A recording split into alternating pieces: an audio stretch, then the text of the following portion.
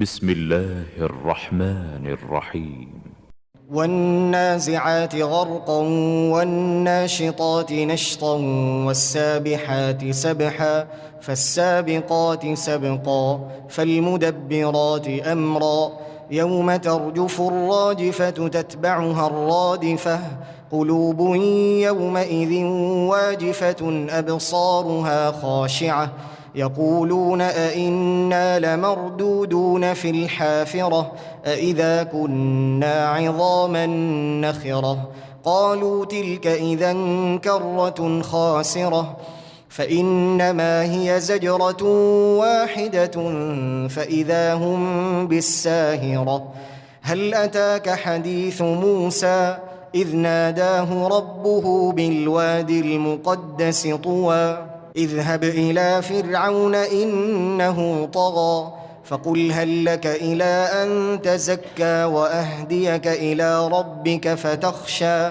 فأراه الآية الكبرى فكذب وعصى ثم أدبر يسعى فحشر فنادى فقال أنا ربكم الأعلى فأخذه الله نكال الآخرة والأولى إن في ذلك لعبرة لمن يخشى أأنتم أشد خلقا أم السماء بناها رفع سمكها فسواها وأغطش ليلها وأخرج ضحاها والأرض بعد ذلك دحاها أخرج منها ماءها ومرعاها والجبال أرساها متاعا لكم ولأنعامكم فإذا جاءت الطامة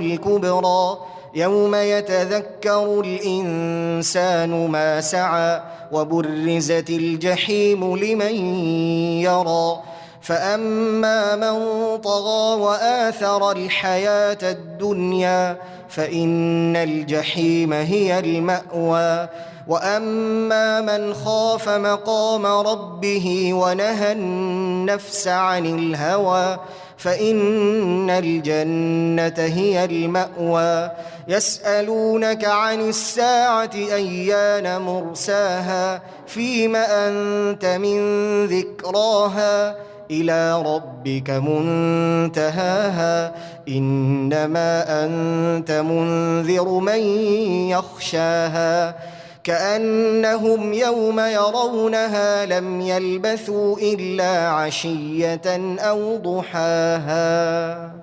شروع اللہ کا نام لے کر جو بڑا مہربان نہایت رحم والا ہے. ان فرشتوں کی قسم جو ڈوب کر کافروں کی جان کھینچ لیتے ہیں اور ان کی جو مومنوں کی جان آسانی سے نکالتے ہیں اور ان کی جو تیرتے ہوئے جاتے ہیں پھر لپک کر آگے بڑھتے ہیں. پھر دنیا کے کاموں کا انتظام کرتے ہیں کہ وہ دن آ کر رہے گا جس دن وہ زلزلہ آئے گا پھر اس کے پیچھے اور زلزلہ آئے گا. اس دن لوگوں کے دل خوف زدہ ہوں گے اور آنکھیں جھکی ہوئی. کافر کہتے ہیں کیا ہم الٹے پاؤں پھر لوٹیں گے؟ بھلا جب ہم کھوکھلی ہڈیاں ہو جائیں گے تو پھر زندہ کیے جائیں گے؟ کہتے ہیں کہ یہ لوٹنا تو سراسر نقصان کا لوٹنا ہوگا. تو بس وہ ایک ڈانٹ ہوگی، اس وقت وہ سب میدان حشر میں آ جمع ہوں گے. بھلا تم کو موسیٰ کی حکایت پہنچی ہے جب ان کے پروردگار نے ان کو پاک میدان یعنی طویٰ میں پکارا اور حکم دیا کہ فرعون کے پاس جاؤ کہ وہ سرکش ہو رہا ہے. پھر اس سے کہو کہ کیا تو چاہتا ہے کہ پاک ہو جائے اور میں تجھے تیرے پروردگار کا رستہ بتاؤں تاکہ تجھ کو خوف پیدا ہو. غرض انہوں نے اس کو بہت بڑی نشانی دکھائی مگر اس نے جھٹلایا اور نہ مانا. پھر لوٹ گیا اور تدبیریں کرنے لگا. سو اس نے لوگوں کو اکٹھا کیا پھر بلند آواز سے بولا سو کہنے لگا کہ تمہارا سب سے بڑا مالک میں ہوں. تو اللہ نے اس کو دنیا اور آخرت دونوں کے عذاب میں پکڑ لیا. جو شخص اللہ سے ڈر رکھتا ہے اس کے لیے اس قصے میں عبرت ہے. بھلا تمہارا بنانا مشکل ہے یا آسمان کا؟ اللہ نے اس کو بنایا، اس کی چھت کو اونچا کیا، پھر اسے برابر کر دیا. اور اسی نے رات تاریک بنائی اور دن کو دھوپ نکالی اور اس کے بعد زمین کو پھیلا دیا.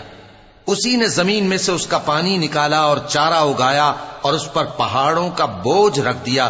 یہ سب کچھ تمہارے اور تمہارے مویشیوں کے فائدے کے لیے کیا. پھر جب وہ بہت بڑی آفت آئے گی اس دن انسان جو محنت وہ کرتا رہا یاد کرے گا اور دوزخ دیکھنے والے کے سامنے لا کر رکھ دی جائے گی. اب جس نے سرکشی کی اور دنیا کی زندگی کو مقدم رکھا تو اس کا ٹھکانہ دوزخ ہی ہے. اور جو اپنے پروردگار کے سامنے کھڑے ہونے سے ڈرتا اور نفس کو بیجا خواہشوں سے روکتا رہا تو اس کا ٹھکانہ بہشت ہی ہے. اے پیغمبر صلی اللہ علیہ وآلہ وسلم، لوگ تم سے قیامت کے بارے میں پوچھتے ہیں کہ اس کی آمد کب ہے، سو تم اس کے ذکر کی طرف سے کس فکر میں ہو؟ اس کا منتہا یعنی واقع ہونے کا وقت تمہارے پروردگار ہی کو معلوم ہے.